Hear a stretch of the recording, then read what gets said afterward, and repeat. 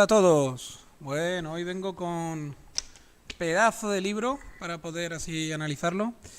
Para mí es como un libro de cabecera prácticamente, ha sido mi libro de cabecera durante muchísimo tiempo.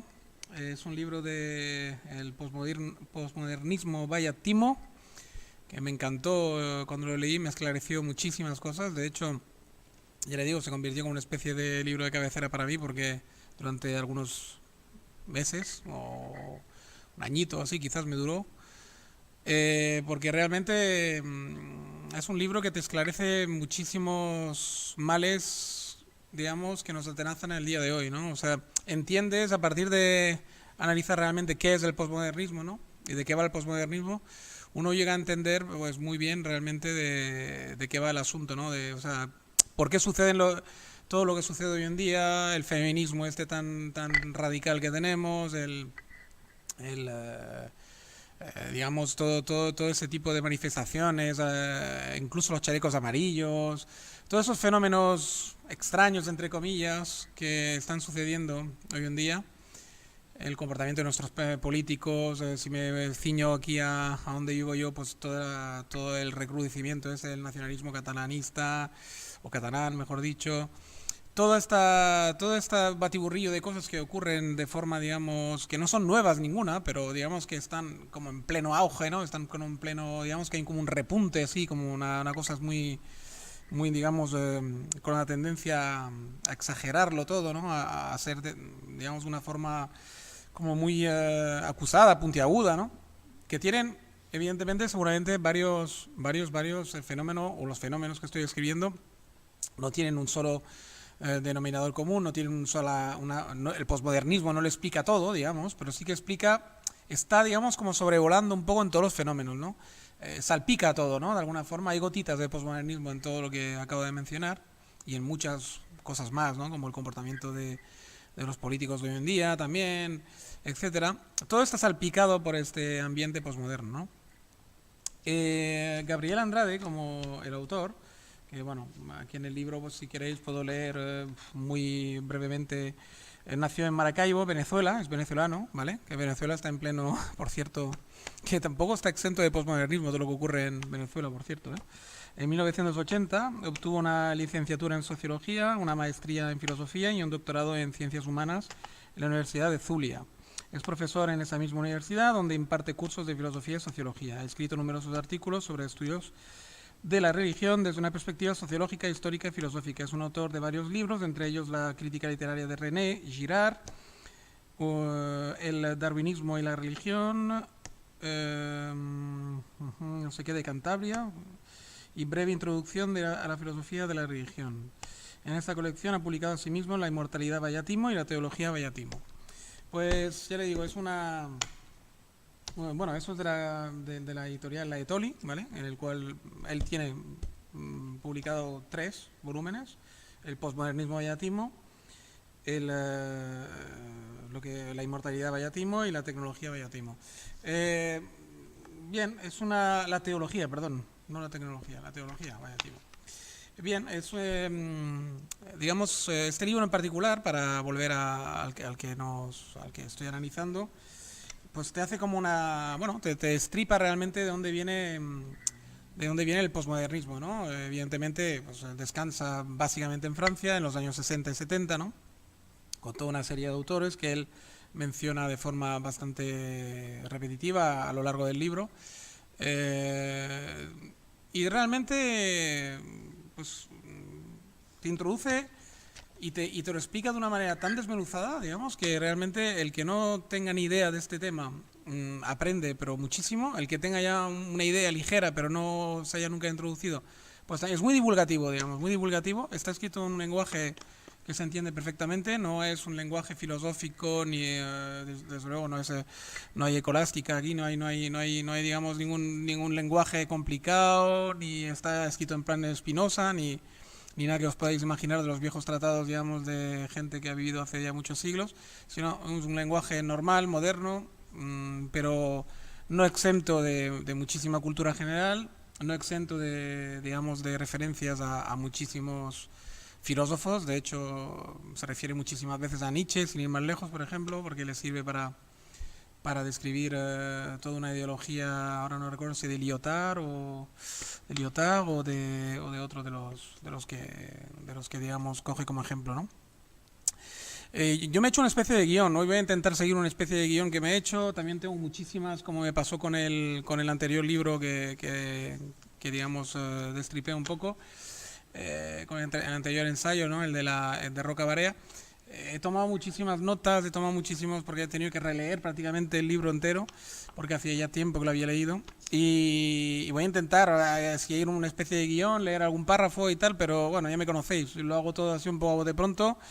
No está demasiado preparado todo, o sea, aunque está preparado en el sentido de que está muy leído y muy de esto, pero bueno. Bueno, no me enrollo más, que veo que voy a 5 minutos, me he puesto 30, o sea, me quedan 25 minutos. A ver, la primera parte, digamos, al principio del libro se pone con las artes, ¿no? O sea, y nos hace ver como que las artes se han vuelto posmodernas, ¿no? Han pasado de buscar la perfección, básicamente, ¿no? Desde los griegos, la famosa estatua vamos a tener en la cabeza la estatua de David, la que está ahí de Miguel Ángel, ahí en Florencia. Que es un intento de proporciones perfectas y tal y cual de un cuerpo humano. Vamos a pasar, digamos, bueno, los famosos paisajes que se pintaban en la antigüedad. Todo, o sea, todo buscaba, digamos, reflejar la realidad de una forma artística y casi perfecta, ¿no? Y luego poco a poco, pues bueno, en diferentes avatares ya llegamos al posmodernismo y llegamos a Picasso, en la desconstrucción, es decir, aquí todo vale, se trata de hacerlo todo al revés, digamos, de alguna forma. Y todo eso está pues salpicado de posmodernismo, ¿no? Evidentemente el posmodernismo influyó mucho en todo ese tipo de arte, ¿no? Que se hace hoy en día, incluso en el cual de repente vas a un museo, ves un huevo roto y esa es la obra, ¿no? Y entonces tú tienes que imaginarte por qué hay un huevo roto con un fondo blanco, por ejemplo, ¿no? Cosas por el estilo, ¿no?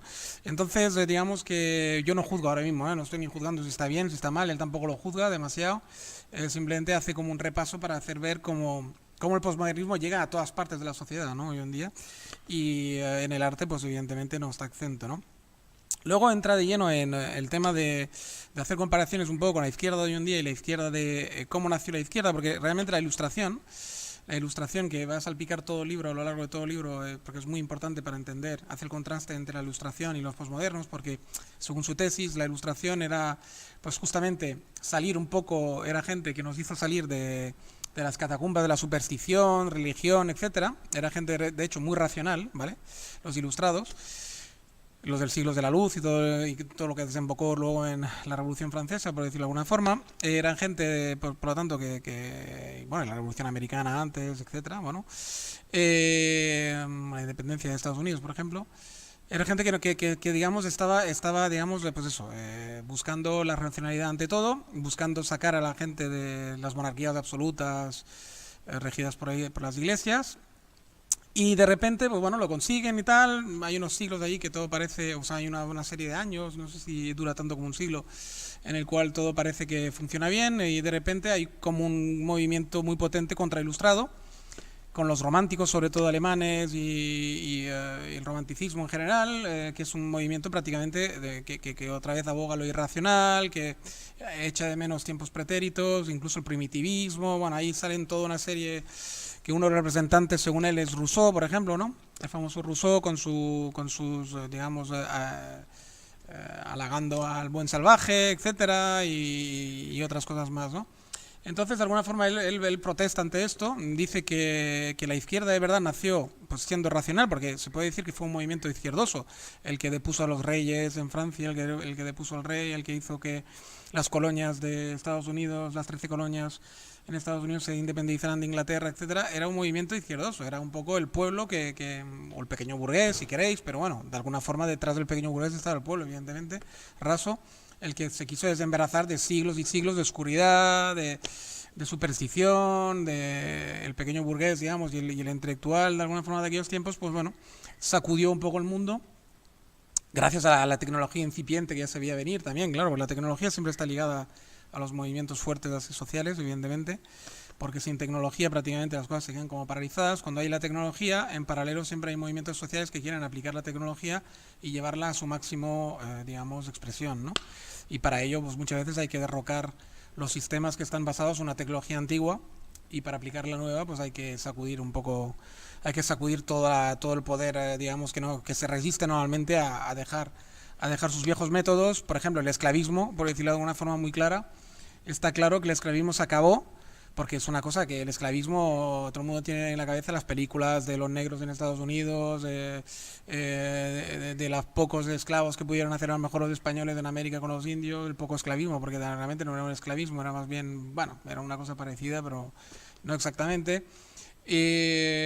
Bueno, el esclavismo en general europeo y en las colonias americanas es lo que le viene a la gente a la cabeza, pero en realidad el esclavismo ha existido siempre, quiero decir, a lo largo y ancho de la historia, incluso en la prehistoria, cada vez hay más indicios que cuando una tribu vencía a la otra cogía a sus mujeres, lo primero, como botín de guerra, y los jóvenes como esclavos. O sea, quiero decir que lo que pasa es que el concepto de esclavo a lo largo y ancho de la humanidad ha cambiado mucho.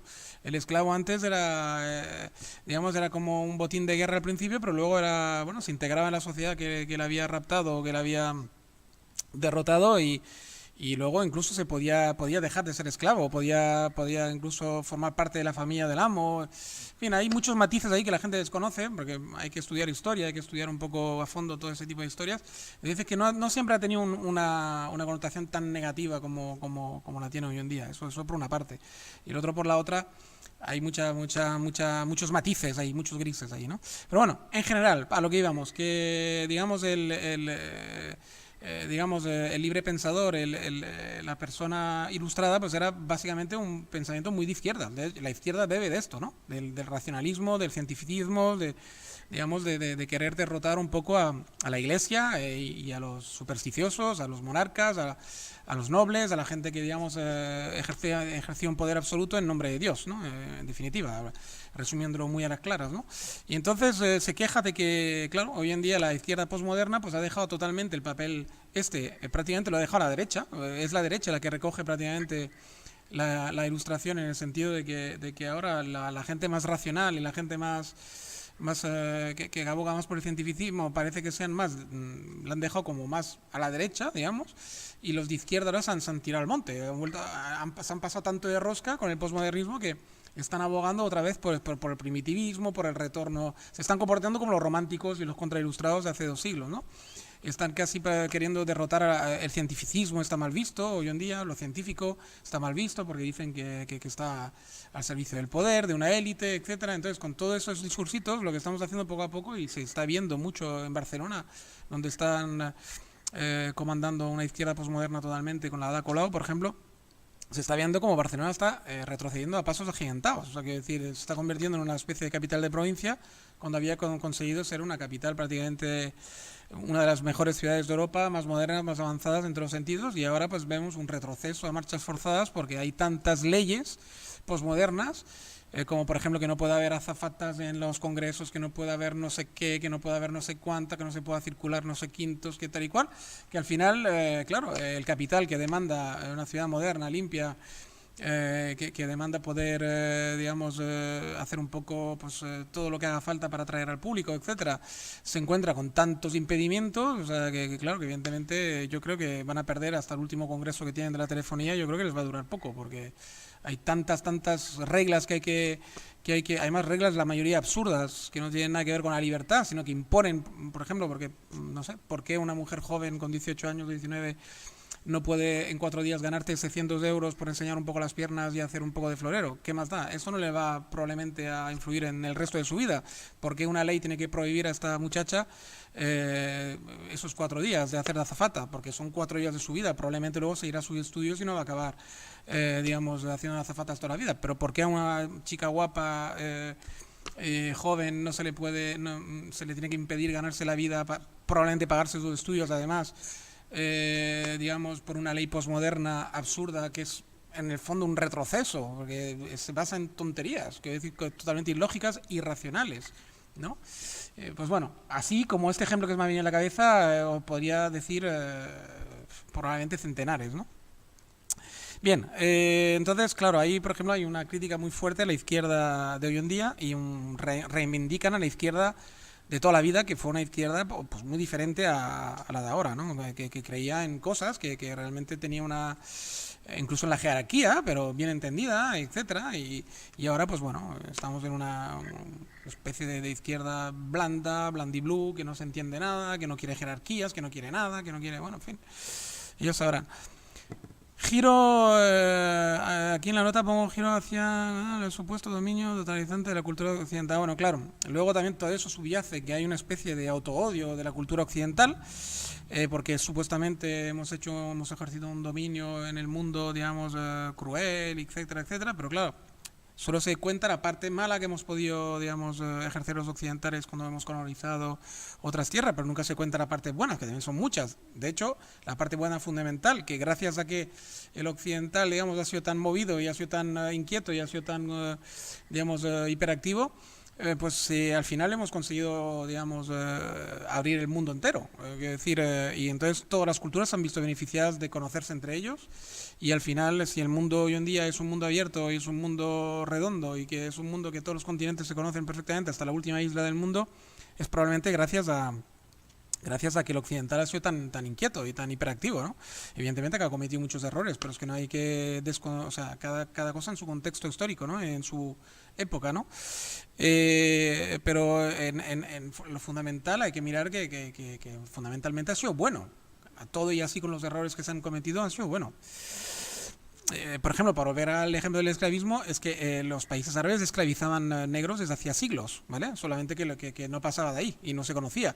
En Asia se esclavizaban entre ellos muchísimo, los mongoles esclavizaban a todo Dios, o sea, quiero decir que no es exclusivo, los incas y los mayas y todo eso, se esclavizaban entre ellos también, muchas tribus y tal, las tenían esclavizadas y sometidas, quiero decir que eso es una tontería posmoderna, el meter todos los males o todas las cosas negativas al hombre blanco. Lo único que el hombre blanco lo ha puesto en...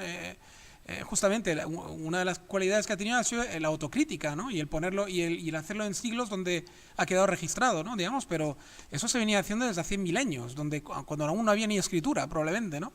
Y claro, no ha quedado nada escrito ni ha quedado ningún testigo de este tipo de prácticas, pero todos los pueblos del mundo lo han hecho, todos.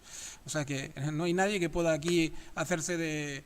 Ni los negros, ¿eh? Porque los propios negros en África probablemente también, o sea, no probablemente, lo aseguro, o sea, practicaban, de hecho, muchas veces era una tribu de negros dominante quien cazaba a otros negros, digamos, que tenían dominado para llevarlos luego a los blancos para esclavizarlos, por ejemplo, o a los árabes, que han sido realmente el mercado secular, o sea, de toda la vida, digamos, ¿no? El mercado natural del esclavismo ha sido siempre los países árabes, que evidentemente, mucho antes que los europeos. Entonces, una vez dicho ese pequeño puntualización, entonces claro, ahí subyace eso, un rechazo a la cultura de Occidente, porque se supone que es que ha ejercido un dominio injusto, etcétera. Luego el rechazo a lo universal hace coincidir con el reaccionarismo, con el accionario, rechazo de lo racional. Bueno, todo eso, claro, todo eso, digamos, todo lo que huela universal, para un posmoderno de izquierda de hoy en día, pues bueno, le tiene miedo porque es como que queremos ser es como que quieren imponer de forma totalitaria a culturas muy diferentes por su punto de vista, etcétera, ¿no? Cosa que también es una tontería. Por ejemplo, la vacuna de la polio es algo que se ha repartido de forma universal. ¿Ha sido malo? Me imagino que no, ¿no? Muchos pueblos del mundo están súper agradecidos que sus hijos puedan crecer libres de polio. Por poner un ejemplo muy tonto que podría poner mil más, ¿no? Entonces, no todo lo universal es malo. O sea, es una chorrada como una casa de payés. O sea, que para respetar la cultura de un polinesio no le tengo que vacunar de la polio. Y tengo que seguir viendo cómo me trae hijos con polio al mundo. No sé. Hay que reflexionar mucho en todo eso porque hay mucha tontería. Luego, la confusión entre tecnología... hija racional con técnicas totalitarias, claro, porque bueno, luego ahora pues hay una moda también que se asocia mucho la tecnología al totalitarismo, ¿no? En muchas películas ya podéis ver parecidas a Matrix, etcétera, muchas películas de estas distópicas me parece que las llaman, donde se ve que la tecnología pues bueno, beneficia a una élite y al pueblo raso pues lo machacan con robots y con cosas así, entonces hay una especie de nazismo pero robotizado. Bueno, no hay que tenerle miedo a la tecnología, yo creo que es el típico miedo irracional del que no está metido el que no está metido en la pomada, el que no es científico, el que no trabaja en una gran casa de robótica y tal, pues bueno, se ve todo amenazante, pero bueno, hay que tener confianza. Casi todas las tecnologías, casi todas las progresos de la humanidad al final han acabado beneficiando a la masa, a la mayoría de gente, y por qué no ha de seguir así, ¿no? La ilustración fue un momento optimista, no ingenuo, exacto, fue un momento de optimismo, no de ingenuidad, o sea que, digamos, porque hay una tendencia también a verlo a veces como algo ingenuo, cuando la ingenuidad está justamente en la contrailustración, ¿no? El Rousseau era uno de los exponentes claros, ¿no? Queriendo blanquificar tanto, o sea, blanquear tanto el pasado de los indígenas de todo el mundo entero, ¿no? O sea, quiero decir, cuando realmente pues eran igual de asesinos, igual de ladrones, tenían los mismos defectos que cualquier hijo de vecino, solo que bueno, lo hacían con lanzas y con taparrabo y eso puede parecer más inocente, pero en realidad pues, subyace lo de siempre, el dominio, la guerra, etcétera, ¿no? Entonces, digamos que no hemos inventado nada, el hombre blanco no ha inventado nada, solo que ha inventado tecnología, se adelantó en unos ciertos momentos en la tecnología y han podido dominar a otros por tener una superioridad de tecnología, nada más. Porque digamos que en violencia, en salvajismo y en tal, no teníamos nada que aprender de los demás, porque los demás eran igual que nosotros o peor. Solo que, bueno, si tú ibas con un fusil y aquel iba con un machete, pues evidentemente iba a ganar el fusil, ¿no? Luego, como figura optimista ingenua, o sea, Rousseau como figura optimista pero ingenua. Colectiva aplasta a las minorías, el comunismo, culpa, creencia, bueno, un poco más de lo mismo, que critica también esto, ¿no? Que hoy en día el posmoderno de izquierda pues se cree que digamos que todo que el colectivo digamos es todo lo que es colectivismo es bueno, pero bueno, el colectivismo aplasta muchas veces ya lo hemos visto en el comunismo, ¿no? O sea, lo que hacía era aplastar a la disidencia, ¿no? Al final, ¿no? Con una gran masa de gente que sigue al líder y acaban aplastando toda disidencia, ¿no? O sea, que de alguna forma repitiendo los mismos errores que una teocracia cualquiera, ¿no? En Irán o en Arabia Saudita ahora mismo se hace lo mismo. Hay una gran masa colectivista teocrática que aplasta cualquier disidencia, ¿no? El romanticismo alemán, germen del nacionalismo y del nazismo, sí. Bueno, critica que el romanticismo alemán, que muchas veces está lo suben mucho, mucha gente, el posmoderno y la gente de izquierda hoy en día, parece que lo tengan como muy alto y parece que todo lo que se hizo en el romanticismo alemán, todos los filósofos alemanes, desde Kant, pasando por Nietzsche, pasando por Schopenhauer, pasando por muchísima gente, pues parece todos que era todo perfecto, que era todo increíble. Yo no sé si me he equivocado ahora en las fechas, a lo mejor he colado alguno que no era exactamente en la época romántica, perdonadme, pero me imagino que sí, que no me he equivocado, pero no lo sé, no tengo notas sobre eso, voy diciendo. Pero el caso es que digamos que se ha valorado muchísimo todo esto cuando en realidad, pues bueno, también el germen del nazismo y todo eso se esconde en muchos párrafos de Nietzsche, en muchos párrafos y de otros filósofos alemanes contemporáneos, más o menos, o de fecha justo anterior o justo posterior a Nietzsche. Se ve, ahí hay un componente con la tontería esa de que un pueblo one volk, un idioma, un pueblo y tal y cual, pues mira, el nacionalismo catalán y el nacionalismo vasco bebe exactamente de esto, creyéndose que porque tienen un idioma un poco diferente, digamos, al idioma de la nación que cohesiona todo, en este caso en la península, que es la nación española, se creen que por tener ese idioma pues son diferentes a los españoles y tienen más derechos y tienen más... bueno, en fin, toda esta cosa que reposa en el pensamiento del Quim Torra, por ejemplo, ¿no? Y aledaños, ¿no? Evidentemente no meto la CUP, no meto a gente así porque en teoría no beben de racismo y ni el romanticismo alemán, probablemente, pero bueno, como si los apoyan, de momento para mí son igual de culpables, pero bueno, eso es otra historia que no quiero entrar ahora. Pero para que veáis, o sea, quiero decir que esto de los particularismos, tanto, digamos, destacar el particularismo, al final también crea monstruos, o sea, y crea, si no monstruos, por no meter una cosa demasiado peyorativa al nacionalismo catalán y vasco, por lo menos crea digamos, que haya malestar, porque tanto en el País Vasco como en Cataluña nunca ha habido un 100% de gente que estaba de acuerdo con esas tesis, ¿no? Por lo tanto, ha creado pues malestar. Mira cómo estamos aquí, ¿no? Por ejemplo.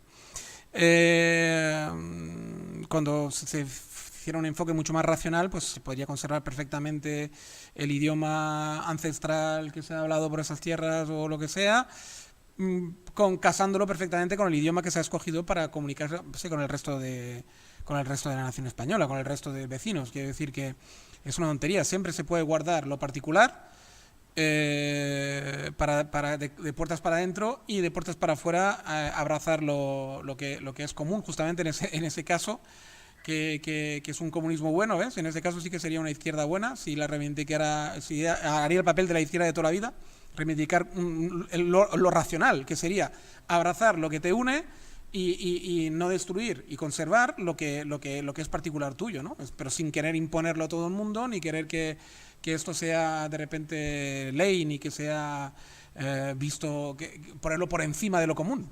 ¿Por qué? O sea, quiero decir, es muy poco comunista esto en realidad, es muy poco de izquierda, poner por encima lo particular a lo común, ¿no? Pero bueno, hay gente que parece que no lo entiende. Se me está acabando el tiempo y tengo un montón de notas más. Probablemente tendré que hacer una segunda parte, ya lo veo, pero bueno. Luego hay también una cosa que me encantó, una nota que pone de Avicenas, que se ve que era un sabio que no sé si vivió en la España musulmana o no sé, porque me suena más o menos de Avicenas, bueno, no, perdón, debía ser un filósofo griego más bien, sí, seguramente, sí. Porque claro, ahora veo el resto de la nota y está claro, ¿no? Porque el nombre es Avicenas, no sé por qué, me ha recordado de algún sabio de la época musulmana de España, pero porque debe haber un nombre parecido.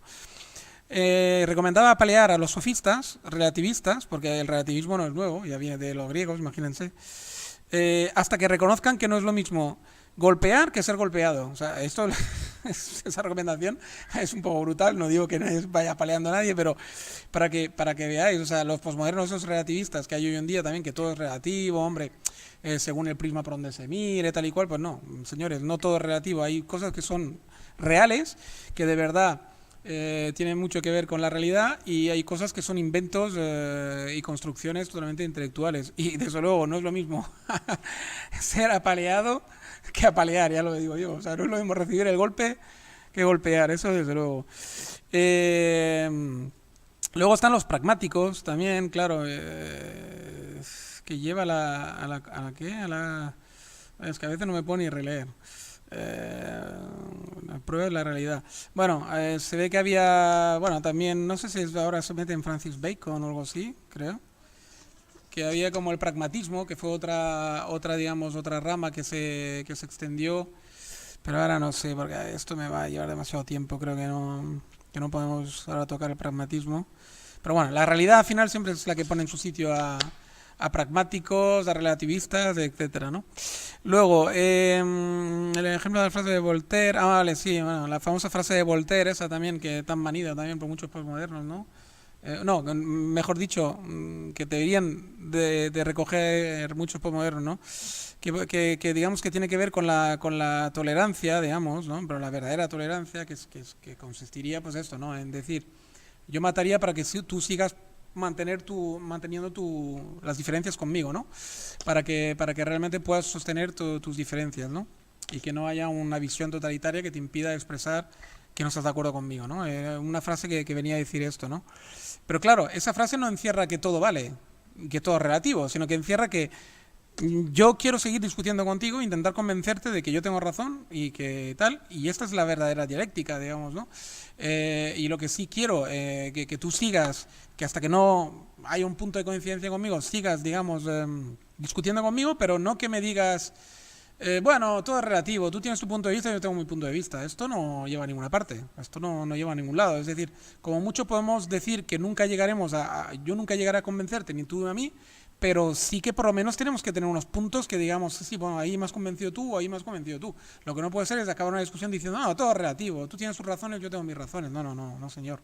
Así no se va a ninguna parte ni se progresa. No es racional esa actitud, no es nada racional.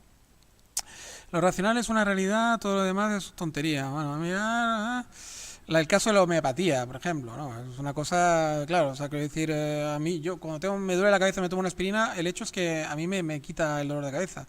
La homeopatía, pues probablemente no me la quitaría, ¿vale? Ahora, que la homeopatía puede servir, por ejemplo, como yo mismo la utilicé hace muchos años con con unos problemas de ansiedad, por ejemplo, que puede sugestionándote pensando que te hace un bien, quitarte la ansiedad, por ejemplo, sí, en eso creo, pues bueno, pero eso es el placebo de toda la vida. ¿Hay que pagar tanta pasta para el placebo? Pues eso es lo que hay que discutir, ¿no? A lo mejor una buena conversación con un psicólogo, pues igual te cura más que comprarte miles de euros de homeopatía. Pero bueno, eso son discusiones. Derrida se oponía al relativista.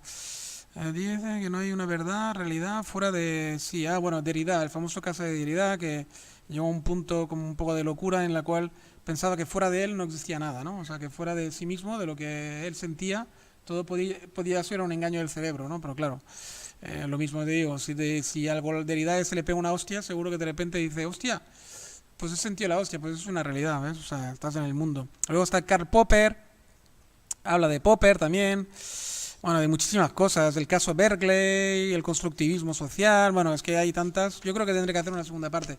Pero bueno, en general lo que sí me daba la gana es de, ya guardo las notas y hago la conclusión porque veo que me quedan nada, segundos. En general lo que tenía muchas ganas era esto, era de por lo menos presentar el libro, animaros a leerlo porque de verdad que es un librazo, un curro brutal que hizo el tío este, el famoso Andrade, del cual por cierto si me oye algún día le saludo porque yo estuve intercambiando unos mails con él en su blog y estuvo muy interesante durante un tiempo, la verdad tuvimos unas conversaciones muy buenas. Le saludo desde aquí, le invito a escuchar el audio vídeo si le da la gana. Esto, chicos, estamos a puntito de llegar aquí a los 50 suscriptores, ¿eh? A ver si hacemos el último esfuerzo y haré un especial 50. Venga, va, hombre, que me hace ilusión.